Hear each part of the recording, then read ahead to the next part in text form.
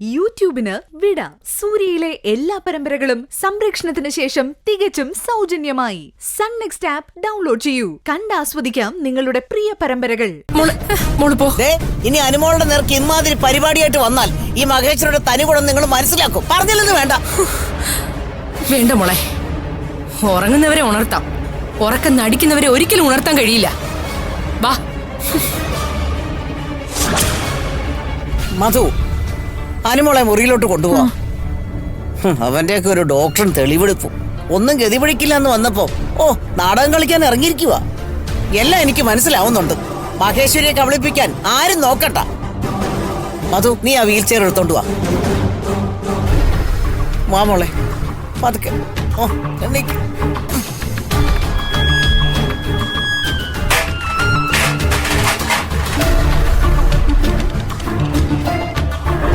അല്ലെങ്കിൽ എന്തൊരു ക്രിമിനൽ മൈൻഡാണ് ആ പ്രിയയുടേതെന്ന് ഓർത്തു നോക്കി. പെൺകുട്ടികൾ ഇങ്ങനെയൊക്കെ ചെയ്യുന്നു വിശ്വസിക്കാനേ പറ്റുന്നില്ല. എല്ലാ പെൺകുട്ടികളും ചെയ്യില്ല, പക്ഷെ പ്രിയ ചെയ്യുമേ. എന്നാലും വല്ലാത്തൊരു മനസ്സ് വേണം ഇതിനൊക്കെ.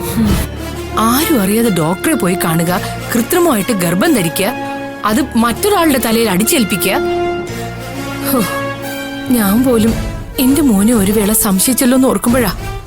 ശരിയമ്മേ, പക്ഷെ ഒരു കാര്യമുണ്ട്. എല്ലാവരും അഖിലിനെ സംശയിക്കുകയും തള്ളിപ്പറയുകയും ചെയ്തപ്പോ എനിക്കും അജുവേട്ടന് ഉറപ്പുണ്ടായിരുന്നു അവൻ ഒരു തെറ്റും ചെയ്തിട്ടില്ലെന്ന്. അവന് സ്നേഹം അത്രയ്ക്ക് ഇഷ്ടമായിരുന്നമ്മേ. അവളോട് വിശ്വാസവഞ്ചന കാണിക്കാൻ അഖിലിനാവില്ല. പിന്നെ അമ്മയെന്ന് ആലോചിച്ചു നോക്ക്, പ്രിയ ഇത് മാത്രമാണോ ചെയ്തു കൂട്ടിയിട്ടുള്ളത്? ഈ വീട്ടിൽ വന്നു കയറിയ ശേഷം അവൾ എന്തൊക്കെ ചെയ്തു, അതൊന്നും അമ്മ ആലോചിച്ചു നോക്കിയേ. 10-20 കൊല്ലം വളർത്തി വലുതാക്കിയ ഒരാളെ ചതിച്ച് ജയിലിലാക്കാൻ ശ്രമിച്ച അവക്ക് എന്താ കഴിയാത്തത്? അമ്മയ്ക്ക് തോന്നുന്നുണ്ടോ അവൾ അരുണിമാമയുടെ മകളാണെന്ന്? അരുണിമാമ അവൾ എന്നെങ്കിലും അംഗീകരിക്കുന്നു തോന്നുന്നുണ്ടോ?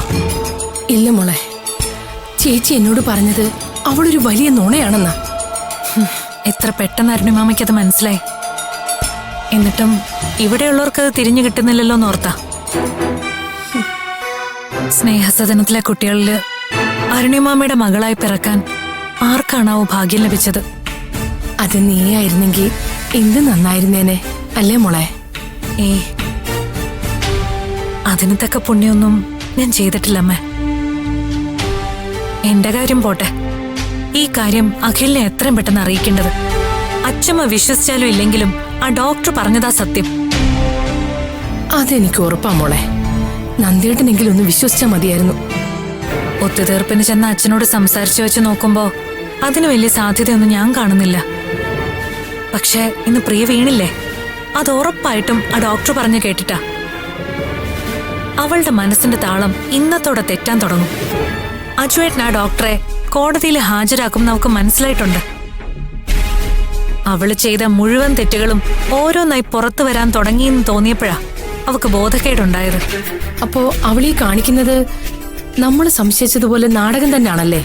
അമ്മയ്ക്ക് ഇനി സംശയമാണോ? അല്ല മോളെ, ഒന്നും അങ്ങോട്ട് ഉറപ്പിക്കാൻ പറ്റാത്തോണ്ടാ. ചില സമയത്തൊരു കൺഫ്യൂഷനാ. എന്നാ ഇനി കൺഫ്യൂഷൻ വേണ്ട.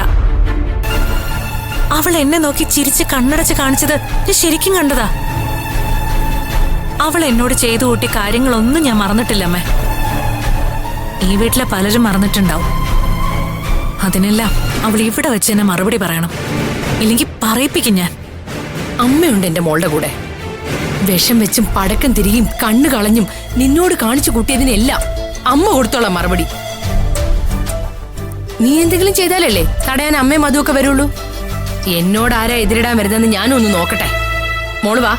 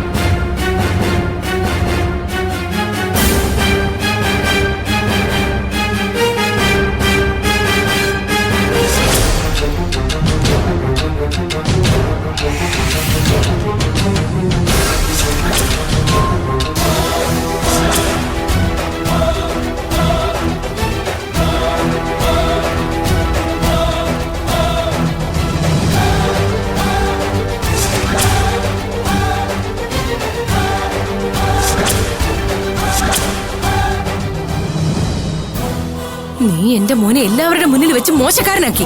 മറ്റുള്ളവർ അവനെ അപമാനിക്കുന്നത്, ചീത്ത വിളിക്കുന്നത് കേട്ട് നീ രസിച്ചു. അത് മുഴുവൻ കണ്ട് ഞാൻ മിണ്ടാതെ നിന്നതേ തെറ്റിന്റെ ഒരു ചെറിയ അംശമെങ്കിലും അവന്റെ കയ്യിലുണ്ടെങ്കിൽ അതിനിരയായ പെൺകുട്ടിയുടെ ഭാഗത്ത് തന്നെ നിൽക്കണമെന്നുള്ളത് കൊണ്ടാ.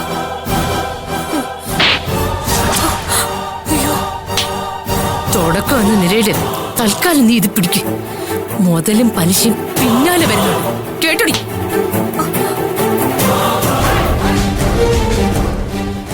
അമ്മ വേണ്ട, അച്ഛമ്മ കണ്ടുവന്നാ അത് മതി.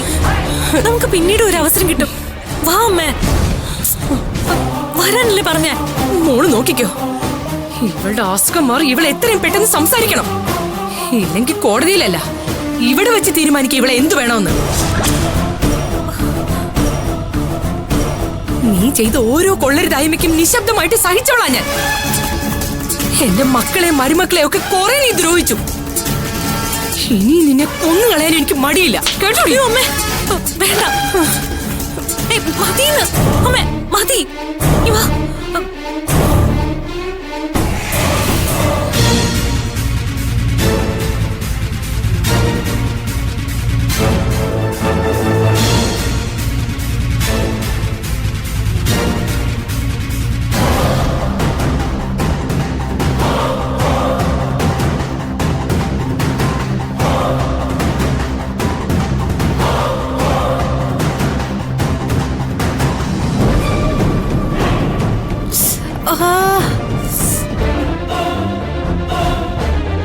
എന്തെങ്കിലും ഉടനെ പ്ലാൻ ചെയ്യണം.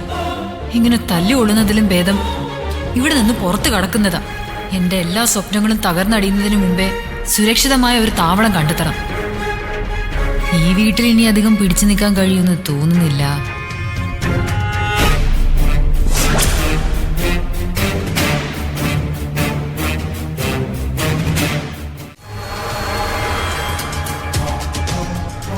അങ്കിളെ,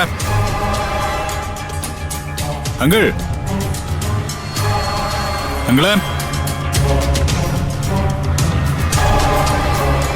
അങ്കിളെ. എന്താ? നന്ദനങ്ങളില്ലേ? എന്തു വേണം? താനും ആ പെരിങ്കള്ളി പ്രിയയും ചേർന്ന് നടത്തിയതും നടത്തിക്കൊണ്ടിരിക്കുന്നതുമായ കാര്യങ്ങളെല്ലാം നേരിക്കണ്ടെന്ന് ബോധ്യപ്പെടുത്തണം. എന്താ വേണ്ടേ? അർജുൻ, അല്ലെങ്കിൽ തന്നെ ഏട്ടൻ ആകെ വിഷമിച്ചിരിക്കുക. വിഷമിക്കട്ടെ. ഇത്രയും കാലം പാലൂട്ടി വളർത്തിയത് കൊടിയ വിഷപ്പാമ്പിനെയാണല്ലോ എന്ന് ഓർത്ത് ഇത്തിരി കൂടി വിഷമിക്കട്ടെ. ആരാ ശങ്കരേ? ഞാനാങ്ങളെ. പുതിയ എന്തോ കള്ളത്തരവുമായിട്ട് വന്നിരിക്കുക ഏട്ടാ. കോടതിയിലടക്കം തോറ്റു തൊപ്പിയിടുമെന്ന് ഉറപ്പായപ്പോ സ്വാധീനിക്കാനുള്ള പുതിയ അടവ്.